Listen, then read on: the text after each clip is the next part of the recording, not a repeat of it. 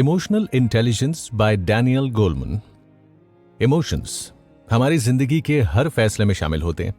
हमारे इमोशंस हमें दुनिया को समझने में और अपने फैसले लेने में मदद करते हैं। लेकिन आमतौर पर लोगों को लगता है कि इमोशंस सिर्फ गुस्से में या प्यार के समय में ही बाहर कैसे निकलते हैं, जबकि ऐसा नहीं है।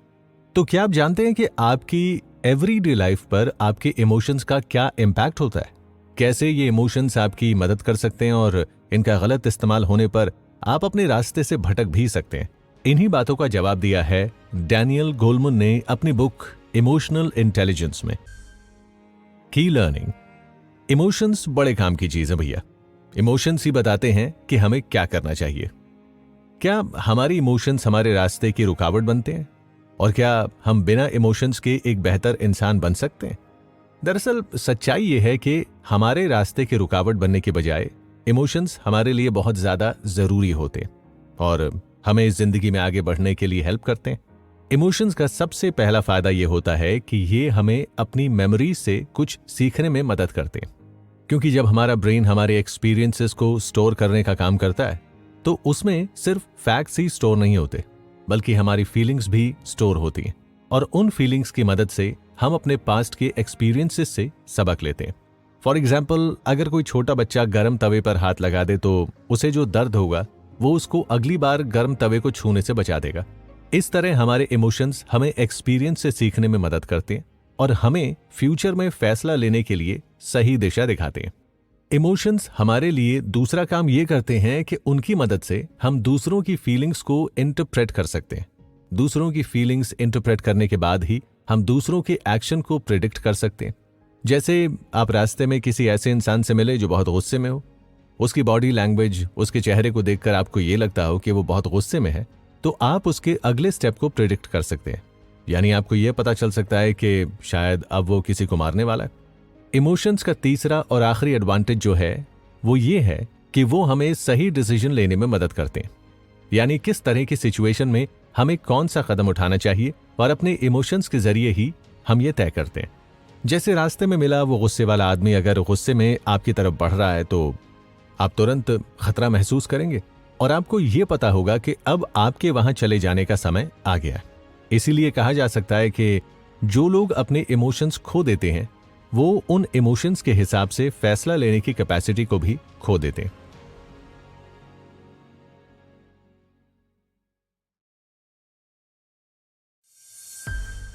की लर्निंग। इमोशंस दो धारी तलवार है जिससे कभी कभी हमारा हाथ भी कट सकता है। हमारे इमोशंस हमें फायदा तो पहुंचाते हैं, लेकिन इसके साथ साथ उनकी वजह से हम कई बार गलतियां भी कर बैठते हैं।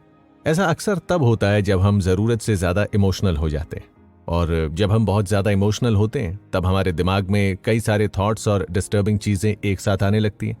ऐसे में रैशनल थिंकिंग और एक अच्छी जजमेंट के लिए हमारे दिमाग में जगह नहीं रहती। ऐसा तब होता है जब आप किसी सिचुएशन पर ओवर रिएक्ट करते हैं। जैसे अंधेरे में आपको अगर एक रस्सी भी दिखाई दे तो आप उसे सांप समझने लगते हैं और कई बार अपनी परछाई को ही भूत समझकर डर जाते हैं। यह सब तब होता है जब हम रैशनल थिंकिंग का इस्तेमाल नहीं कर पाते और बहुत ज्यादा इमोशंस में बह जाते हैं। इमोशंस की वजह से दूसरे मिस्टेक हम ये करते हैं कि कई बार हम सिचुएशन को समझे बिना ही उस पर एक्ट करने लग जाते हैं, क्योंकि जैसे ही कोई इंफॉर्मेशन हमारे ब्रेन तक पहुंचती है तभी हमारे दिमाग के एक हिस्से को स्किप करके सीधे इमोशनल ब्रेन तक पहुंच जाती है। यह हिस्सा जो स्किप किया जाता है उसे नियोकॉर्टेक्स कहा जाता है और वो हिस्सा ही हमारी रैशनल थिंकिंग के लिए जिम्मेदार होता है। इस तरह हमारा इमोशनल ब्रेन बिना रैशनैलिटी के हमसे वो काम करवा सकता है जो हमारे लिए नुकसानदायक हो। जैसे आपने परछाई को अगर भूत समझ लिया तो आप बिना रैशनैलिटी के तुरंत वहां से भाग जाएंगे। इमोशंस के ओवरफ्लो होने का तीसरा नुकसान यह है हमारा इमोशनल मन हमारी किसी भी सिचुएशन पर हमारे पास्ट एक्सपीरियंसेस के बेस पर रिएक्ट करता है, लेकिन हो सकता है हमारी आज की कंडीशन हमारे पास्ट की कंडीशन से अलग हो। जैसे ये पॉसिबिलिटी कि कोई बच्चा अपने स्कूल में बुली की जाने की वजह से डरता रहा हो, लेकिन बड़े हो जाने के बाद वो पहले से ज्यादा मजबूत और इंडिपेंडेंट हो चुका है, लेकिन तब भी वो उन लोगों से डरता रहेगा जो उसे बचपन में बुली किया करते थे। इस तरह इमोशंस फायदेमंद होने के साथ साथ कभी नुकसानदायक भी हो सकते हैं, इसीलिए उन्हें ढंग से मैनेज करना बहुत जरूरी है।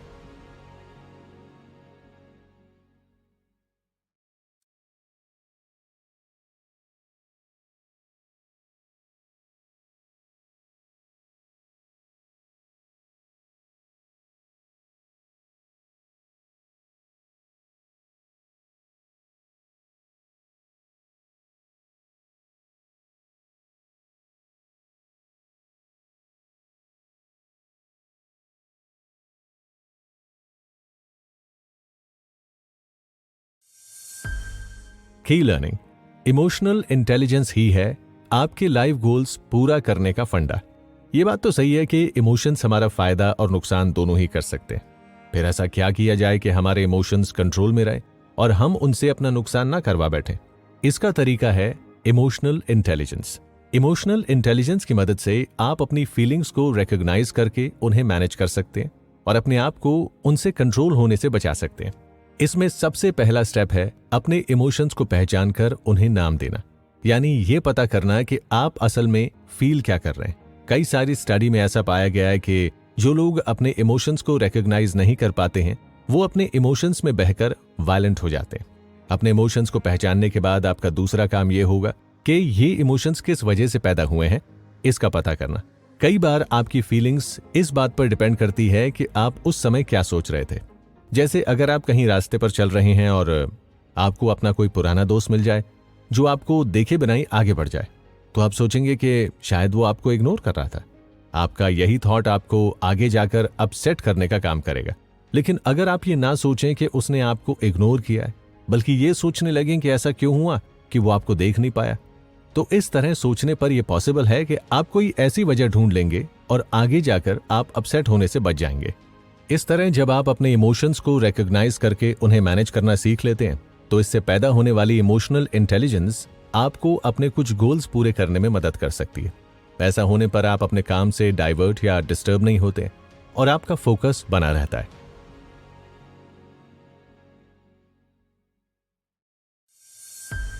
की लर्निंग, इमोशनल इंटेलिजेंस आपको एक बेहतर सोशल इंटरैक्शन प्रोवाइड कराती है।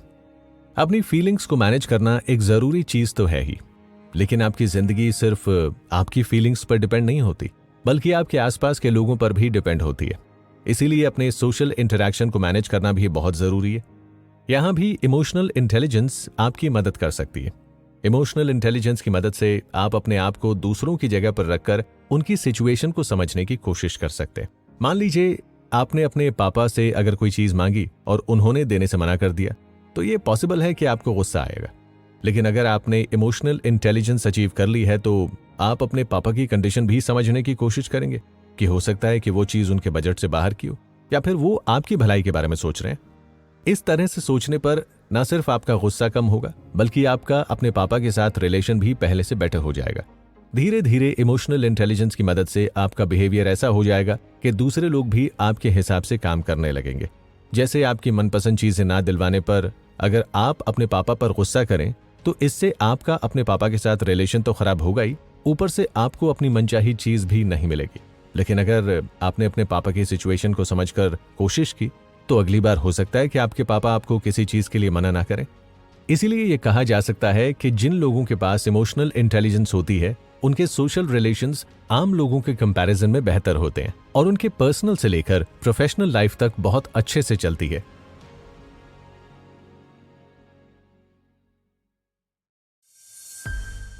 की लर्निंग, इमोशनल इंटेलिजेंस के लिए भी फीलिंग ब्रेन और थिंकिंग ब्रेन में बैलेंस जरूरी है। हमारे सोचने और हमारे काम करने के बीच एक रिश्ता होता है। हम बिना सोचे कोई काम नहीं कर सकते। ऐसा इसीलिए होता है क्योंकि हमारा थिंकिंग ब्रेन और फीलिंग ब्रेन दोनों आपस में स्ट्रॉन्ग न्यूरल लिंक से जुड़े हुए होते हैं। इस तरह हमारी इमोशनल इंटेलिजेंस इन कनेक्टर पर डिपेंड है जो हमारे थिंकिंग और फीलिंग ब्रेन को आपस में जोड़ते हैं। इसे इस तरह भी कहा जा सकता है कि अगर इन कनेक्टर्स को कोई नुकसान हो तो उसका सीधा असर हमारे इमोशनल इंटेलिजेंस पर पड़ता है। मेंटल असाइलम वगैरह में दवाइयों के जरिए इन दोनों ब्रेन में कनेक्शन तोड़ दिया जाता है और इसी की वजह से वहां के पेशेंट अपनी इमोशनल कैपेसिटी खो देते हैं।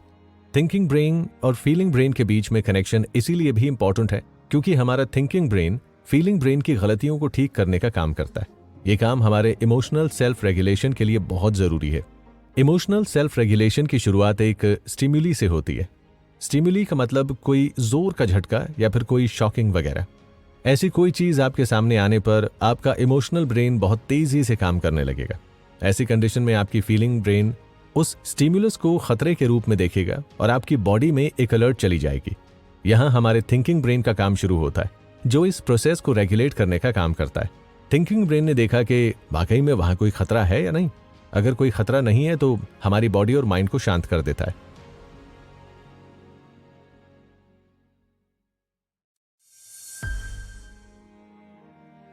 की लर्निंग, अपने आप को हार्ट अटैक से बचाना है तो इमोशनल इंटेलिजेंस का रास्ता अपनाइए।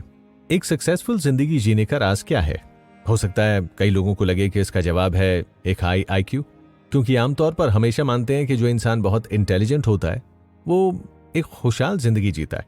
लेकिन असल में जितनी इंपॉर्टेंट इंटेलिजेंस है उतनी ही इंपॉर्टेंट इमोशनल इंटेलिजेंस भी है। कई सारी स्टडीज में ऐसा पाया गया है कि जिन लोगों का इमोशनल इंटेलिजेंस लेवल ज्यादा होता है वो हाई आईक्यू वाले लोगों के कंपैरिजन में ज्यादा सक्सेसफुल होते हैं। इसी को प्रूव करने के लिए स्टैनफोर्ड यूनिवर्सिटी में एक मार्शमैलो चैलेंज नाम की स्टडी रखी गई थी। इसमें 4 साल तक के बच्चों के सामने कुछ टेस्टी खाने की चीजें रखी गई थी और उन्हें यह चैलेंज दिया गया कि उन्हें अपने आप को वो चीज खाने से रोकना है। कई साल बाद पाया गया कि जिन बच्चों ने अपने आप को उस उम्र में खाना खाने से रोक लिया था वही लोग आगे चलकर एकेडमिक्स और अपनी सोशल लाइफ में सक्सेसफुल हुए थे। इसके अलावा इमोशनल इंटेलिजेंस आपको एक हेल्दी लाइफस्टाइल जीने में भी मदद कर सकती है। जिस आदमी की इमोशनल इंटेलिजेंस ज्यादा है वो स्ट्रेस को अच्छे से मैनेज कर सकता है। अपने स्ट्रेस को मैनेज करने का मतलब है कि आपका ब्लड प्रेशर भी कंट्रोल में रहेगा और आपको कार्डियक अरेस्ट आने के चांसेस भी कम हो जाएंगे। यहां तक कि आपका इम्यून सिस्टम को भी बेहतर करने का काम करता है। इस तरह इमोशनल इंटेलिजेंस आपको स्ट्रेस और स्ट्रेस से होने वाली दूसरी चीजों से भी बचा लेता है। एंजाइटी और गुस्से जैसी स्ट्रेसफुल फीलिंग्स को अगर आप कंट्रोल करना सीख लें तो उनसे जुड़े हुए दूसरे हेल्थ रिस्क भी कम हो जाते हैं। हालांकि हमारे एजुकेशनल सिस्टम में इमोशनल स्किल्स पर अभी भी उतना ध्यान नहीं दिया जा रहा है जितना दिया जाना चाहिए।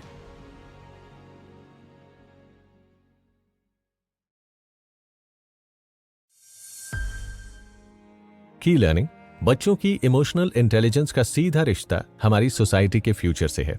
इमोशनल इंटेलिजेंस लोगों को खुश और हेल्दी बनाती है। वहीं अगर आपकी इमोशनल इंटेलिजेंस कम है तो समाज पर इसका नेगेटिव असर पड़ता है।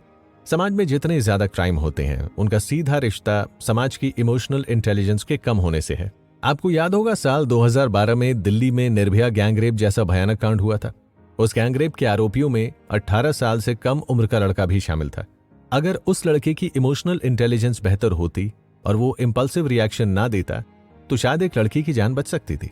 सिर्फ क्राइम ही नहीं बल्कि जिन लोगों की इमोशनल इंटेलिजेंस कम होती है उन लोगों का झुकाव नशे की तरफ भी ज्यादा होता है। जो बच्चे अपने आसपास ऐसे लोगों से घिरे होते हैं जो इमोशनली इंटेलिजेंट होते हैं तो उसका असर उन पर भी पड़ता है और वो भी इमोशनल इंटेलिजेंट होकर एक अच्छी जिंदगी जीते हैं।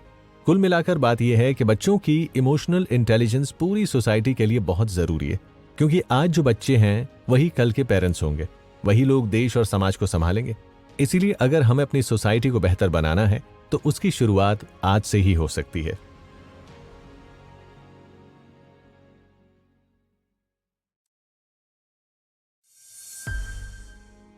की लर्निंग, अपनी इमोशनल इंटेलिजेंस बूस्ट करने के लिए इनर डायलॉग पर फोकस कीजिए।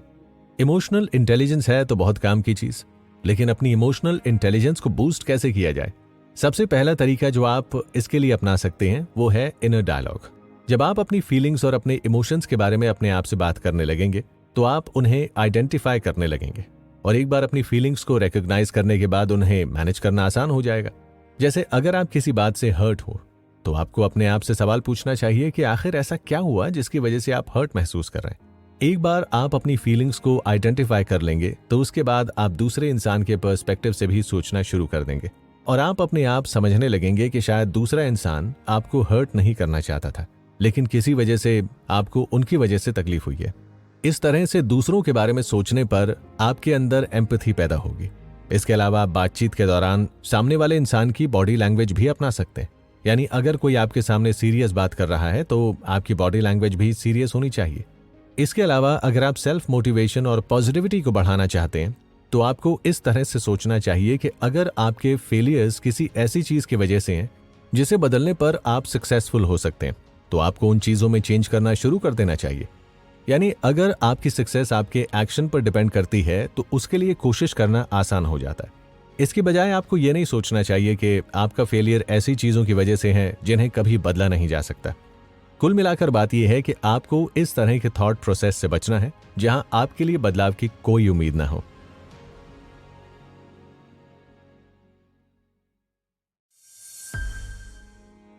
की लर्निंग, लड़ाई झगड़ा नहीं चाहिए तो इमोशनल इंटेलिजेंस का इस्तेमाल करें।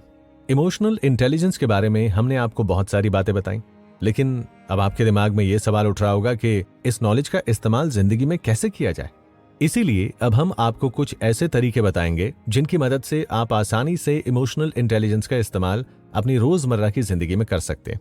सबसे पहले तो आप अपनी रिलेशनशिप में होने वाले मिसअंडरस्टैंडिंग को दूर करने के लिए इमोशनल इंटेलिजेंस का इस्तेमाल कर सकते हैं।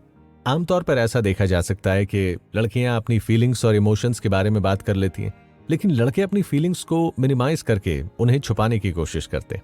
कई बार जब कोई फीमेल पार्टनर अपने मेल पार्टनर से कंप्लेंट करती है तो मेल पार्टनर उसे एडवाइस देने लगता है, जबकि इसके बजाय फीमेल पार्टनर चाहती है कि उसे अच्छे से सुना जाए और ये बताया जाए कि उसकी बात को कोई समझ रहा है। इसीलिए ये जरूरी है कि आप ऐसे मौके पर अपने पार्टनर की बात सुनें।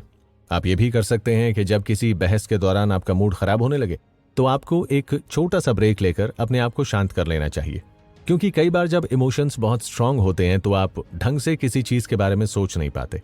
यहाँ तक कि कुछ मैरिज काउंसलर तो अपने क्लाइंट्स को ये सलाह देते हैं कि उन्हें बहस के दौरान अपनी पल्स रेट चेक करनी चाहिए। अगर पल्स रेट जरूरत से ज्यादा हाई दिखे तो कपल को रैशनल सोचने के लिए रेस्ट पीरियड लेना चाहिए। और आखिर में ये भी ध्यान रखें कि अगर आपको किसी को क्रिटिसाइज करना है तो उसके बारे में स्पेसिफिक इन्फॉर्मेशन देकर एक सोल्यूशन देने की कोशिश करनी चाहिए। इस तरह जब आप किसी के बारे में उसकी गलती बताते समय एकदम स्पेसिफिक होते हैं तब आपकी बात सामने वाले को साफ साफ समझ में आती है और किसी तरह का कंफ्यूजन नहीं होता।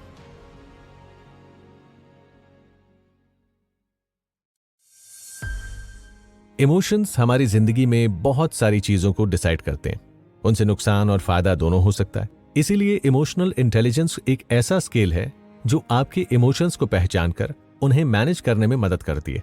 एक सक्सेसफुल जिंदगी जीने के लिए इमोशनल इंटेलिजेंस की जरूरत इसीलिए भी ज्यादा होती है क्योंकि उसकी मदद से एकेडमिक सक्सेस, जॉब परफॉर्मेंस और लाइफ सक्सेस तक को पाया जा सकता है।